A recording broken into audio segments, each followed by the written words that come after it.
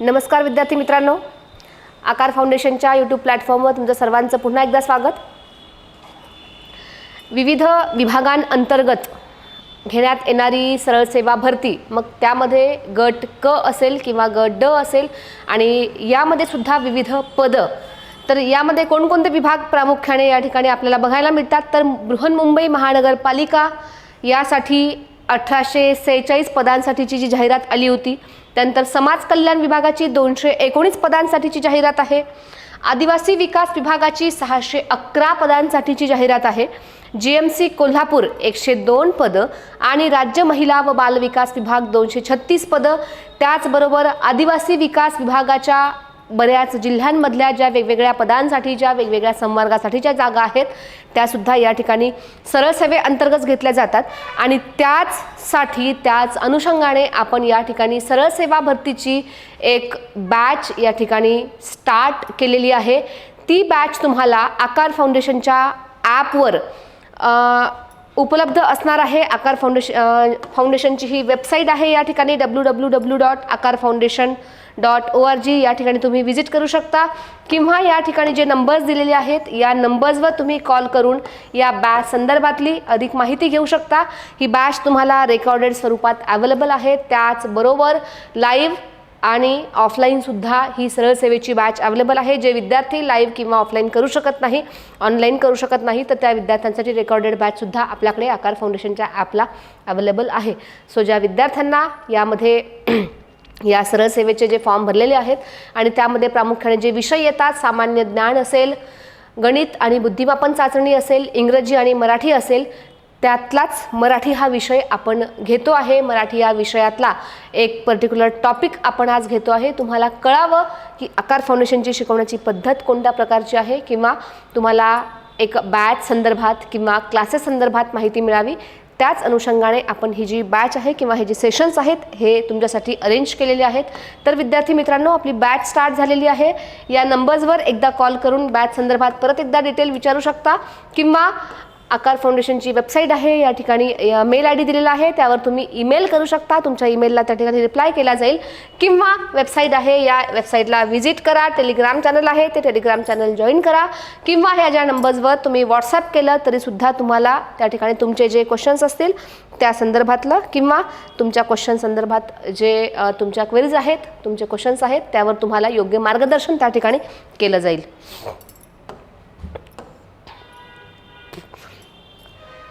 मराठी व्याकरण हा विषय आपण जेव्हा बघतो त्यामध्ये प्रामुख्याने आपण बऱ्याच प्रकारचे क्वेश्चन बघतो। त्यामध्ये असेल मग वर्णमाला या विषयावर प्रश्न विचारलेले असतील, शब्दांच्या जाती या विषयावर प्रश्न विचारलेले असतील, समास किंवा प्रयोग या विषयांवर प्रश्न विचारलेले आपल्याला दिसतात। त्याचबरोबर जास्त भर आपल्याला शब्द संग्रह, मग त्यामध्ये विरुद्धार्थी शब्द, समानार्थी शब्द, अलंकारिक शब्द, वाक्प्रचार आहे, म्हणी आहे, यावर सुद्धा भर दिलेला असतो। ठीक आहे, यावर सुद्धा त्या ठिकाणी जोर दिलेला असतो। त्याचबरोबर एक महत्त्वाचा टॉपिक आहे, तो बराच वेळा आपल्याकडून सुटला जातो, त्या टॉपिककडे आपण लक्ष देत नाही, पण रस या टॉपिकवर सुद्धा बऱ्याच परीक्षांमध्ये प्रश्न विचारले जातात आणि म्हणूनच रस हा टॉपिक आज आपण कव्हर करतो आहे। रस म्हणजे काय? तर विद्यार्थी मित्रांनो, आपण जेव्हा आपल्या भावना व्यक्त करतो, प्रत्येक वेळी आपण जेव्हा बोलतो तेव्हा प्रत्येक वेळी आपला मूड वेगळा असतो। कधीतरी आपण विनोदबुद्धीने बोलतो, कधीतरी आपण आनंदाने बोलतो, कधीतरी आपण दुःखात असतो, कधीतरी आपण उत्साहात असतो आणि त्यावेळी आपल्या मनातील ज्या भावना आहेत त्या प्रकट होतात। मग अशा वेळी त्या भावना प्रकट होत असताना त्या रसाची त्या ठिकाणी निर्मिती होते। मग दुःखात आपण जर असू तर करुण रस त्या ठिकाणी निर्माण होतो। ठीक आहे, आनंदात असू तर त्या ठिकाणी हास्यरस, विनोदबुद्धी जर असेल तर हास्यरस, ठीक आहे, उत्साहात असू तर वीर रसाची निर्मिती होते। अशा प्रकारे वेगवेगळ्या भावनांद्वारे, वेगवेगळ्या आपल्या फिलिंग्सद्वारे वेगवेगळ्या रसांची त्या ठिकाणी निर्मिती होते आणि रस जे आहेत ते नवरस किंवा नऊ रस अशा पद्धतीने त्या ठिकाणी आपल्याला बघायला मिळतात। तर ते कोणते आहेत आणि रस म्हणजे नेमकं काय आणि त्यातला स्थायी भाव कोणता, याबद्दलच आपण आज अभ्यास करणार आहोत। साहित्य वाचल्याने, ऐकल्याने किंवा पाहिल्याने मानवी अंतःकरणातील भावना उद्दीपित होतात आणि रसनिर्मिती होते. त्यासाठी आपल्याला साहित्य वाचावं लागतं, ऐकावं लागतं किंवा बघावं लागतं. अगदी रोज येणारं आपलं वर्तमानपत्र असेल किंवा आपल्या अभ्यासाची पुस्तकं असतील, त्याचबरोबर कथा असेल, कादंबऱ्या असेल, कविता असेल, या आपण जेव्हा वाचतो, आपण कुठून तरी ऐकतो, कविता आपण ऐकत असतो, गाणी ऐकत असतो, ठीक आहे, अगदी टेलिव्हिजनवर आपण मूव्हीज बघत असतो. अशा वेळी जेव्हा आपल्या अंतःकरणातील ज्या भावना उद्दीपित होतात तेव्हा रसनिर्मिती होत असते. एखाद्या वेळी आपण टी व्हीवर एखादा अगदी दुःखाचा एखादा क्षण बघितला तर आपोआप आपल्या डोळ्यातून पाणी येतं. आपल्याला आपल्या संदर्भातला एखादा दुःखाचा क्षण त्या ठिकाणी आठवतो आणि त्यासोबत आपण त्याची तुलना करतो. अशा वेळी करुण रसाची निर्मिती होते. तर अगदी त्याच प्रकारे ज्या ज्या भावना आपल्या अंतःकरणात, आपल्या मनात उद्दीपित होतात, त्यावेळी त्या रसाची निर्मिती त्या ठिकाणी होत असते. मानवी मनात काही भावना कायमच्या वास करत असतात. उदाहरणार्थ प्रेम करण्याची भावना. आता प्रेम आपण लहान बाळावर करतो, आपल्या स्वतःच्या मुलांवर करतो, आपल्या बहीण भावांवर करतो, आपल्या आईवडिलांवर करतो, आपल्या पतीवर करतो, पत्नीवर करतो, ठीक आहे, आपल्या आजी आजोबांवर करतो, अगदी सगळ्या नातेवाईकांवर असेल, मित्रमैत्रिणींवर असेल. अशा प्रकारे प्रेम करण्याची जी भावना आहे, रागावण्याची भावना आहे, हसण्याची भावना आहे, दुःखाची भावना आहे, पराक्रमाची भावना आहे, या मनातील ज्या स्थिर आणि शाश्वत नेहमीसाठी या भावना आपल्याकडे असतात, त्या कला काव्यशास्त्रात काय म्हणतात तर स्थायी भाव म्हणतात. अगदीच आपल्या मनात नेहमीच दुःखाची भावना असते किंवा नेहमीच आनंदाची भावना असते का तर नाही. बऱ्याच अंशी बऱ्याच प्रमाणात त्या चेंज होत जातात. पण ह्या ज्या भावना आहेत त्यावेळी आपल्याला समोर येतात, पण त्या भावना कायमच्या आपल्या अंतःकरणात वास करत असतात, स्थिर असतात आणि त्यामुळं त्या भावनांना काव्यशास्त्रात काय म्हणतात स्थायी भाव असं म्हणतात. साहित्यकृतीच्या वाचनाने स्थायी भाव जागृत होतात आणि मग त्यातूनच काय होतं तर त्यातूनच रस निर्मिती होते आणि 9 रस त्यातून निर्माण होतात. मग त्यामध्ये शृंगार रस असेल, वीर रस असेल, हास्य रस असेल, करुण रस असेल, भयानक रस असेल, बिभत्स रस असेल, अद्भुत रस असेल, शांत रस असेल, अशा 9 रसांची त्या ठिकाणी निर्मिती होते. आता कोणकोणते रस आहे आणि त्याची उदाहरणं काय आहेत ते आपण या ठिकाणी जाणून घेऊ.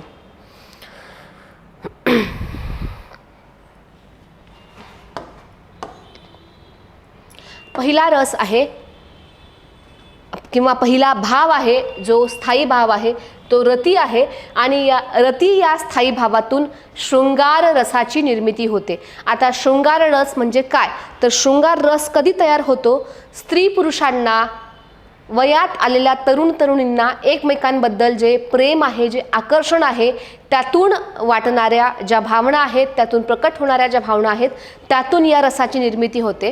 कसं तर डोळे हे जुलमी गडे तुम्हावर केली मी मर्जी बहाल, नका सोडून जाऊ रंग महाल. ठीक आहे, अशा वेळी एकमेकांबद्दल वाटणारं प्रेम असेल, एकमेकांबद्दल वाटणारं जे आकर्षण आहे, याच्या वर्णनामधून या शृंगार रसाची निर्मिती होते. आणि या ठिकाणी कोणता स्थायी भाव त्या ठिकाणी वास करतो तर रती हा स्थायी भाव वास करतो आणि त्या रती या स्थायी भावांमधनं शृंगार रसाची निर्मिती होते, ज्यामध्ये स्त्री पुरुषांना एकमेकांबद्दल वाटणारं आकर्षण असेल, प्रेम असेल, त्यातून या रसाची निर्मिती होत असते. ठीक आहे, नंतर दुसरा रस आहे किंवा दुसरा स्थायी भाव आहे उत्साह. आपण बराच वेळा अगदी जोश, अगदी उत्साहात असतो.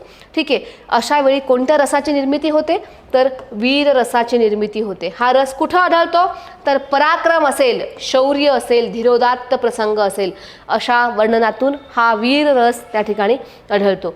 काय याचं उदाहरण देता येईल? शूर आम्ही सरदार, आम्हाला काय कुणाची भीती.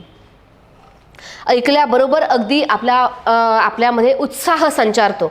ठीक आहे, गरजा जय जयकार क्रांतीचा, गरजा जय जयकार, या ओळी ऐकल्यानंतरच आपल्यामध्ये एक उत्साह, जोश, लढण्याची जी शक्ती आहे, लढण्याची जी इच्छा आहे, ती या ठिकाणी प्रकट होते. आणि याच रसाला आपण काय म्हणतो मग वीर रस असं म्हणतो. हा वीर रस उत्साह या स्थायी भावातून निर्माण होतो आणि त्यावेळी आपल्या तोंडून जे शब्द निघतात जिंकू किंवा मरू, माणुसकीच्या भारतभूच्या शत्रू संगे युद्ध आमुचे सुरू, जिंकू किंवा मरू, अशी या ठिकाणी या वीर रसाची उदाहरणं आपल्याला देता येतात.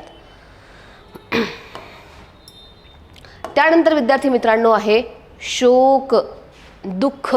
हा स्थायीभाव या ठिकाणी आहे आणि यातून निर्मिती होते करुण रसाची. करुण रसाची निर्मिती केव्हा होते, कुठे आढळतो हा, तर दुःख असेल, वियोग असेल, संकट असेल यांच्या वर्णनातून शोक किंवा करुण रस आपल्याला बघावयास मिळतो. आई म्हणोनी कोणी आईस हाक मारी, ती हाक येई कानी, मज होई शोककारी. ऐकल्याबरोबरच आपल्याला दुःख, त्या ठिकाणी वियोग, आईबद्दलचं जे प्रेम आहे, आईबद्दलची जी उत्कटता आहे ती त्या ठिकाणी आपल्या फिलिंग्समधनं, आपल्या भावनांमधनं त्या ठिकाणी प्रकट होते आणि तेव्हा आपल्याला हा जो करुण रस आहे या रसाची त्या ठिकाणी निर्मिती होते. कुठेतरी आपल्याला दुःख होत असतं, कुठेतरी शोक होत असतो आणि या दुःखाच्या प्रसंगी, या शोकाच्या प्रसंगी, या वियोगाच्या प्रसंगी या करुण रसाची निर्मिती होते. म्हणूनच मग याचा स्थायी भाव काय आहे तर शोक, आणि शोक या स्थायी भावातून निर्मिती होते करुण रसाची. आई म्हणोनी कोणी आईस हाक मारी. नंतरचा स्थायी भाव आहे क्रोध. क्रोध म्हणजे काय, राग. या क्रोध या स्थायी भावातून निर्मिती होते ती रौद्र रसाची. कुठं आढळतो, क्रोध असेल, चीड असेल, एखादा राग असेल, रागाचा प्रसंग असेल, एखादा चीड आणणारा प्रसंग असेल, अशा ठिकाणी या रसाची निर्मिती होते. तर मनीषाच्या वर्तनाकडे आई डोळे वटारून पाहत होती. मनीषा अगदी कुठेतरी गेली असेल आणि कुठेतरी ज्या ठिकाणी आई सांगते की कुठे गेल्यावर काही मागायचं नाही, काही खायचं नाही, अशा ठिकाणी मनीषा काहीतरी मागून खाते आहे, भराभर खाते आहे, अगदी हावरटसारखं खाते आहे. अशा वेळी मनीषाच्या या वर्णनाकडे आई डोळे वटारून बघत आहे. मग हा स्थायी भाव कोणता आहे तर या ठिकाणी क्रोध, राग, चीड उत्पन्न करणारा हा स्थायी भाव आहे आणि यातून रौद्र रसाची या ठिकाणी निर्मिती होते. याचं एक परत उदाहरण द्यायचं झालं रौद्र रसाचं तर, हे कृष्णा तुझ्या राज्यात आया बहिणींवर अत्याचार आणि तू डोळे मिटावेस असे पार. अरे अंगभर वस्त्रे पुरवू नकोस, पण वस्त्र ओढणारे हे हात मुळापासून छाटून टाक. अगदी क्रोध, चीड हे वाक्य ऐकलं की निर्माण होते आणि अशा वेळी जो स्थायी भाव आपल्याला बघायला मिळतो तो क्रोध आहे आणि क्रोध या स्थायी भावातून मग रौद्र रसाची त्या ठिकाणी निर्मिती होते.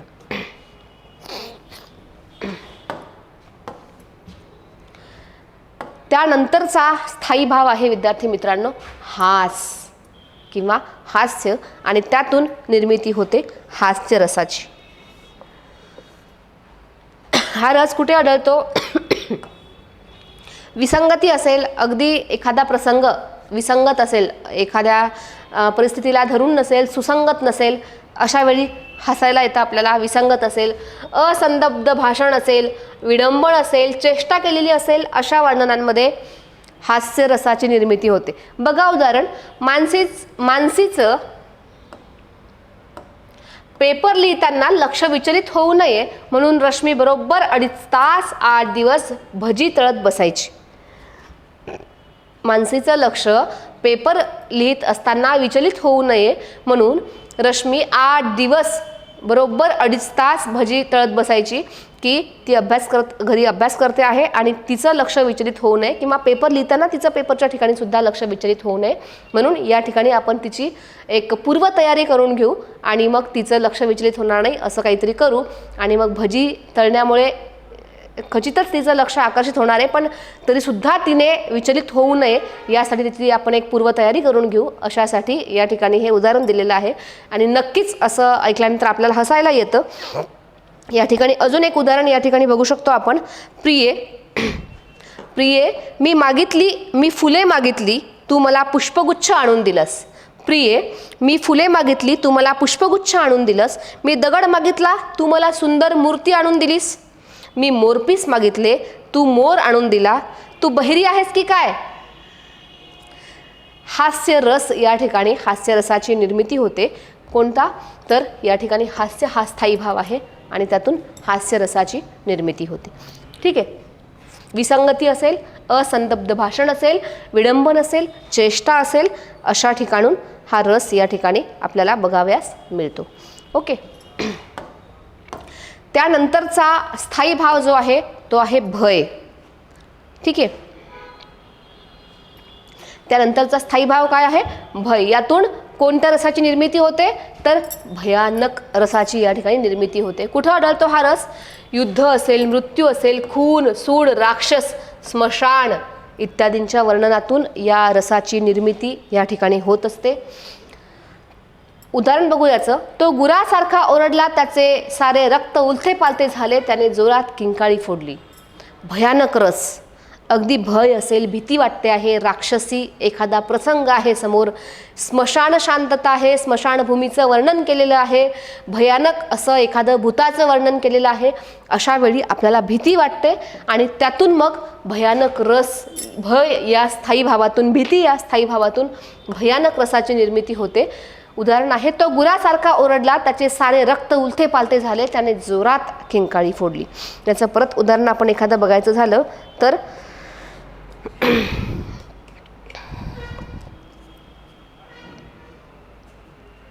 त्या उजाड माळावरती ब्रुजाच्या पडल्या भिंती, ओसाड देवा पुढती वडाचा पार, अंधार दाटला तेथे भरे भरपूर. भीती वाटण्यासारखा एखादा प्रसंग असेल, ज्या ठिकाणी एखादी राक्षसी वृत्ती असेल किंवा राक्षसी वर्णन त्या ठिकाणी केलेलं असेल, भयानक असं भूताटकी प्रसंगाचं असं वर्णन त्या ठिकाणी केलेलं असेल, तर त्यातून भय हा स्थायी भाव निर्माण होतो आणि मग त्या स्थायी भावातून भयानक या रसाची निर्मिती होत असते. ओके. पुढचा आहे स्थायी भाव जुगुप्सा. जुगुप्सा म्हणजे काय? तर यातून आपल्याला बिभत्स रस. कुठे आढळतो हा रस? तर किळसवाणं, वीट येत असेल, तिटकारा वाटत असेल, एखाद्या गोष्टीबद्दलची किळस असेल, आपल्याला किळस, शी असं जेव्हा वाटतं, वीट, तिटकारा असं जेव्हा वाटतं, तेव्हा या बिभत्स रसाची निर्मिती होते. स्थायी भाव कोणता आहे यातला? जुगुप्सा. मुंबईचा कामगार चाळीतल्या 10x12च्या घरात कचऱ्याच्या ढिगाऱ्या शेजारी ओकारी आणणाऱ्या दुर्गंधीत आयुष्यभर खितपत पडलेला असतो. तिटकारा येतो आपल्याला ऐकून किंवा किळस येते, घाण वाटतं. ठीक आहे. याचं उदाहरण आपण परत एखादं बघू शकतो. ही बोटे चघळीत काय बसले हे राम रे, लाळ ही काळी काय गळ्यातून जळमटे आहेत 50ही. शी शी तोंड अति अमंगळ आहे आधीच हे शेंबडे, आणि काजळ ओघळेवरून त्यातूनही हे रडे. चीड, शी असं वाटणारं किंवा किळस आणणारा एखादा प्रसंग आहे. खूप अशी घाण एखाद्या ठिकाणी बघितल्यानंतर आपल्याला असा तिटकारा येतो, वीट येतो, ओकारी येते, असा जेव्हा प्रसंग असतो तेव्हा त्यातून बिभत्स रसाची निर्मिती होते. जुगुप्सा हा स्थायी भाव त्या ठिकाणी असतो. पुढचा रस बघू. या ठिकाणी स्थायी भाव आहे विस्मय. अद्भुत रसाची या ठिकाणी निर्मिती होते. कुठं आढळतो हा रस? आश्चर्यकारक गोष्टींच्या वर्णनात. सखे तुझ्यासाठी चंद्रतारे मी तोडून आणेल. आश्चर्यकारक या गोष्टी आहेत. काय? असावा सुंदर चॉकलेटचा बंगला, चंदेरी सोनेरी चमचमता चांगला. वास्तवात या गोष्टी आहेत का? नाही. पण आश्चर्य करणाऱ्या एखाद्या सुंदर, आपल्या स्वप्नात एखाद्या वेळेस एखादी परी असते, अगदी चॉकलेटच्या बंगल्यामध्ये, चॉकलेट सगळीकडे लागलेले आहेत, कुठेतरी कॅडबरी लागलेले आहेत, त्या चॉकलेटनेच तयार केलेली बिस्किट त्या ठिकाणी लागलेली आहेत. अशा वेळी आश्चर्य आपल्याला वाटतं आणि आश्चर्यकारक अशा गोष्टींमधनंच अद्भुत या रसाची निर्मिती होते. विस्मय हा स्थायी भाव त्या ठिकाणी असतो आणि त्यातून मग अद्भुत रस आपल्याला. याचं अजून एक उदाहरण बघायचं असेल तर आटपाट नगरात दुधाचे तळे, तळ्याच्या काठी पेढ्यांचे मळे, नगरातले लोक सारेच वेडे, वेड्यांनी बांधले बर्फीचे वाडे, आंघोळीला पाणी घेतात दुधाचे, डोक्याला तेल लावतात मधाचे, फणसपोळीचे कपडे घालतात, सारे वेडे उलटे चालतात. आश्चर्यकारक गोष्टी अद्भुत असतील, अगदी ज्यावर विश्वास बसणार नाही, अशा गोष्टी जेव्हा असतील तेव्हा कोणता रस असतो? तर अद्भुत रसाची निर्मिती त्यातून होत असते. नंतरचा रस आहे स्थायी भाव आहे यातला शांती, आणि रस आहे शांत. कुठं आढळतो हा रस? तर परमेश्वर विषयक भक्तिभाव असेल, गाणी असतील, वातावरण असेल, अभंग असेल, ठीक आहे, परमेश्वराविषयी परमेश्वराची जी वर्णनं केलेली असतात, अभंग लिहिले असतात, ओव्या लिहिले असतात, त्यातून हा जो शांत रस आहे या शांत रसाची निर्मिती होते. सर्वात्मका शिवसुंदरा स्वीकार या अभिवादना, तिमिरा तुनी तेजाकडे प्रभू आमुचाने जीवना. परमेश्वराविषयी जी गाणी असतात, जी अभंग असतात, जी ओव्या असतात, ज्या गायलेल्या असतात, त्यातून या रसाची शांत रसाची निर्मिती होते. आनंदाचे डोही आनंद तरंग, आनंदाची अंग आनंदाचे, ठीक आहे. त्यानंतर सॉरी, देवाची ये द्वारी उहा क्षणभरी, तेणे मुक्तिचारी साधी गेल्या. शांत वाटतं, अगदी प्रसन्न असं वाटतं. अशा वेळी या शांत रसाची निर्मिती होते. आणि कुठला स्थायी भाव आहे यामध्ये? शांती हा स्थायी भाव आहे, आणि त्यातून शांत रसाची निर्मिती या ठिकाणी होत असते.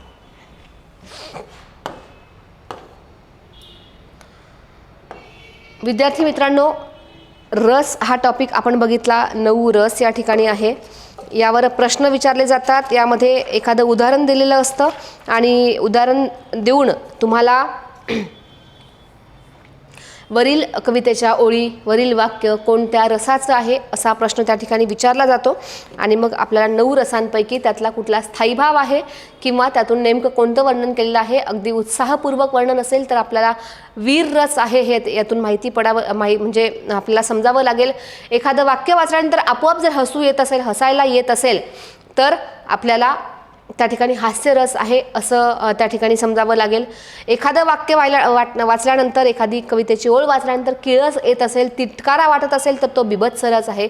एखादं वाक्य वाचल्यानंतर अगदी दुःख वाटत असेल, शोक वाटत असेल, वियोग आहे असं वाटत असेल, तर तो करुण रस असतो. ठीक आहे. तर अशा प्रकारे हे जे स्थायी भाव आहेत आणि त्या स्थायी भावांमधून वेगवेगळ्या रसांची 9 रसांची त्या ठिकाणी निर्मिती होते. पहिला आहे शृंगार रस, दुसरा आहे वीर रस, तिसरा आहे करुण रस, चौथा आहे हास्य रस, 5वा आहे रौद्र रस, 6वा आहे भयानक रस, 7वा आहे अद्भुत रस आणि 8वा आहे शांत रस. अशा प्रकारे हे 9वा आहे शांत रस. अशा प्रकारे हे 9 रस, ज्यांना नवरस असं सुद्धा म्हणतात, या रसांची निर्मिती होते. आपल्या अंतःकरणातल्या ज्या भावना असतात त्या भावना जेव्हा दाटून येतात किंवा त्या भावना आपल्या उद्दीपित होतात, अशा वेळी या रसांची, वेगवेगळ्या रसांची निर्मिती होत असते आणि मग त्यातून आपल्याला जो रस आहे तो बघायला मिळतो. अशा प्रकारचे हे 9 रस आहे आणि त्यांचं आपण जे एक डिटेल रिव्हिजन या ठिकाणी बघितलेलं आहे. तर हे कशासाठी कामात येणार आहे आपल्याला? तर सरळ सेवा भरतीच्या ज्या परीक्षा आहेत यामध्ये मुंबई महानगरपालिका याची 1846 पदं आहेत, कार्यकारी सहाय्यकची, निरीक्षकाची 178 पदं आहेत, समाज कल्याण विभागाची 219 पदं आहेत, आदिवासी विकास विभागाची 611 पदं आहेत, GMC कोल्हापूर भरतीची 102 पदं आहेत, राज्य महिला बाल विकास विभागाची 236 पदं आहेत. यासाठीची लाईव्ह प्लस रेकॉर्डेड बॅच आपल्याकडे अवेलेबल आहे. 11 नोव्हेंबरपासनं ही बॅच सुरू होते आहे. 11 नोव्हेंबर पासून ही बॅच सुरू होते आहे. तुम्हाला आकार फाउंडेशनच्या ॲपला ही बॅच रेकॉर्डेड स्वरूपात मिळणार आहे. त्याचबरोबर लाईव्ह बॅच आपली आकार फाउंडेशनच्या यूट्यूब चॅनलला किंवा आकार फाउंडेशनच्या क्लासरूममध्ये तुम्हाला या ठिकाणी ती अवेलेबल असणार आहे. यासाठी तुम्हाला www.akarfoundation.org ही जी वेबसाईट आहे तिथे व्हिजिट करायची आहे. इथे खाली जे नंबर्स दिलेले आहे त्यावर कॉल किंवा व्हॉट्सॲप करून तुमचं जे ॲडमिशन आहे त्या संदर्भातली एन्क्वायरी या ठिकाणी करायची आहे. गट क आणि गट ड या सरळ सेवेअंतर्गत येणाऱ्या भरतीसाठीच्या ह्या परीक्षा आहे आणि त्यासाठीचीच आपली ही बॅच आहे. आकार फाउंडेशनच्या ॲपला 2024-25 संदर्भातल्या या कंबाईनची असेल, PSIची असेल, त्याचबरोबर सरळ सेवेच्या असेल, सगळ्याच बॅचेस त्या ठिकाणी तुम्हाला अवेलेबल आहेत. ओके. यासाठी तुम्हाला जर ॲडमिशन करायची असेल तर आकार फाउंडेशनचे नंबर या ठिकाणी दिलेले आहेत. या नंबर्सवर तुम्ही कॉल करू शकता. इथे ईमेल ID दिलेला आहे. व्हॉट्सॲपसुद्धा तुम्ही करू शकता. ईमेल ID दिलेला आहे त्यावर तुम्ही मेल करू शकता. आकार फाउंडेशनच्या वेबसाईटला व्हिजिट करू शकता. टेलिग्राम चॅनलला आहे, तिथंसुद्धा तुम्ही व्हिजिट करा टेलिग्रामला. तिथे नोटिफिकेशन आपले येत असतात. आकार फाउंडेशनचं हे यूट्यूब चॅनल आहे. इथे सबस्क्राईब कराल, लाईक कराल, व्हिडिओ आवडत असतील तर कमेंट करत चला. काही प्रश्न असतील ते सुद्धा तुम्ही कमेंटमध्ये विचारू शकता. आणि तुमचे काही विद्यार्थी मित्र असतील त्यांच्यासोबत जर तुम्हाला ते जर अभ्यास करतील स्पर्धा परीक्षांचा, तुमचे नातेवाईक असतील, तुमचे जे ओळखीचे लोक असतील त्यांच्यासोबत तुम्ही हे जे व्हिडिओज आहेत ते सुद्धा शेअर करू शकता. आणि हे टेलिग्राम चॅनल आहे त्याला तुम्ही जॉईन करून ठेवा, जेणेकरून तुम्हाला इतर जे नोटिफिकेशन्स आहेत किंवा इतर जी माहिती आहे ती टेलिग्रामद्वारे तुम्हाला तुमच्यापर्यंत येत जाईल. थँक्यू.